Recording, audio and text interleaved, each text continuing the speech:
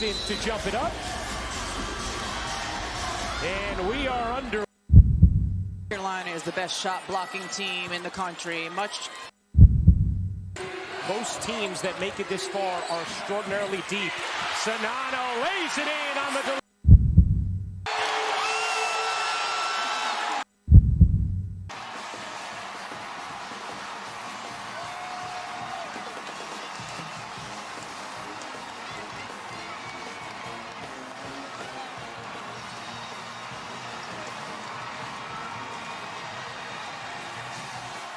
Aaliyah Boston consoling Zaya Cook, the seniors and defending national champs.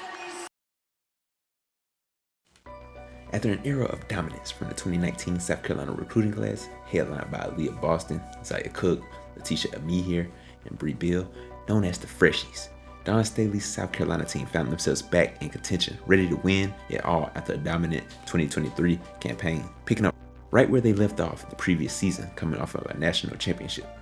Being undefeated throughout the entire season and being on a 42-game winning streak that carried over from the previous season, they were riding high, making it back all the way to the Final Four.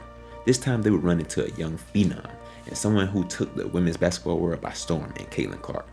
Caitlin Clark and the Iowa Hawkeyes had been severe underdogs, and most people didn't have them getting nearly as far in the tournament, so we were just there for the ride. South Carolina was too big, too strong, too well coached, with too many weapons. No way Iowa wins that, but they did. The truth about our team, okay? It's a good question, okay? We're not bar fighters. We're not thugs. We're not monkeys. We're not street fighters. This team exemplifies how you need to approach basketball on the court and off the court. Heartbreak. So now the Gamecocks are in a position to where they are looking to rebuild. Well, not so fast, because with Dawn Staley at the helm, are you ever truly in a state of rebuild? Not when you can pull off impressive feats that she has been able to. A new tidbit that I recently learned was that she has now signed every top 35 recruit from in the state of South Carolina since 2014, with the latest being Joyce Edwards, the number 2 recruit from Camden, South Carolina, committing to play for Staley's squad. So while there was some disappointment with how things ended a season ago, this team is eager for the world to sleep on their potential.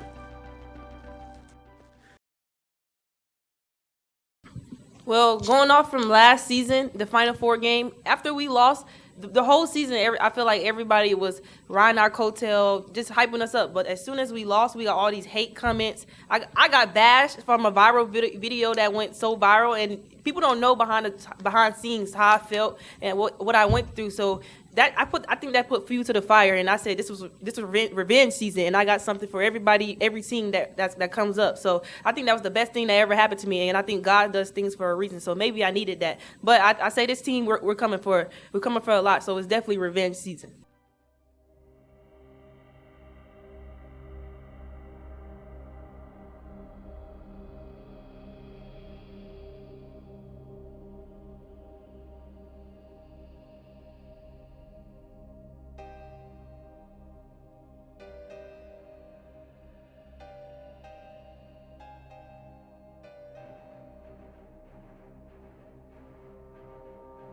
The South Carolina Gamecocks kicked off their inaugural 2024 college season, going to Paris to face off with a tough Notre Dame Fighting Irish squad, coached by Neil Ivey and led by their insane freshman guard, Hannah Hidalgo.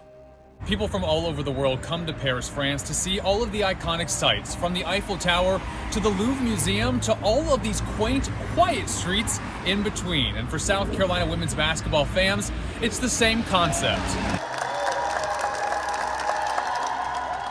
Gamecock fans are taking over Paris. The die-hard fan base of the South Carolina women's basketball team has flown to the City of Love in numbers, ready to cheer on South Carolina in this new chapter for the program. For many of these passionate fans, crossing the pond was a no-brainer. Now this was a matchup that really just showed what type of year this could be for the Gamecocks. It started off relatively normal. The two teams were going tit for tat, and really Hannah Hidalgo was really establishing dominance in this matchup. That was just a thing that Dawn Staley's squad would have to weather, as Hidalgo's storm seemed like it wouldn't end. She would go on to finish with 31 points, but her team lost 100-71.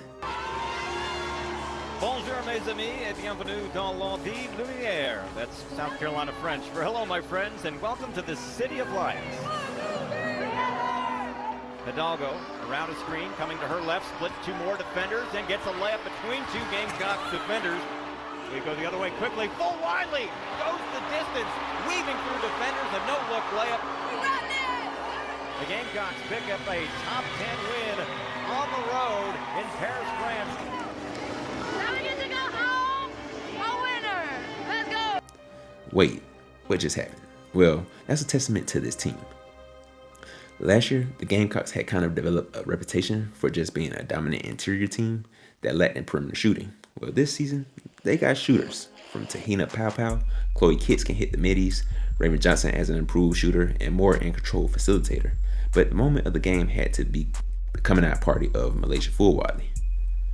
Through the contact from Full Wiley. 15 for Hidalgo. Wow, Full Wiley! My goodness! A show-stopping highlight! You're gonna see that one all season.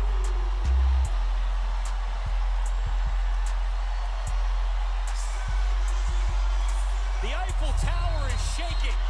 I mean, this is just spectacular. The quickness, the shift side to side, behind the back, finish.